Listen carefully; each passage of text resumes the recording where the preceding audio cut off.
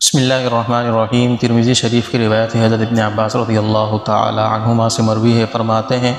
صوموا التاسع والعاشر وخالفوا اليہود، کہ 9 محرم اور 10 محرم ان دونوں دنوں کا روزہ رکھو اور یہود کی مخالفت کرو۔ یعنی اس کی تفصیل یہ ہے،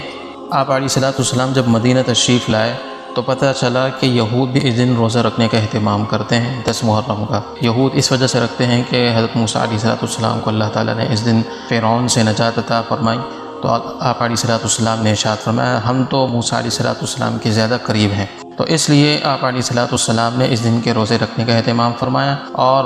فرمایا کہ یہود کی مشابہت سے بچنے کے لیے 9 تاریخ یا 11ویں تاریخ کا روزہ بھی رکھا جائے۔ تو اس لیے بہتر یہی ہے کہ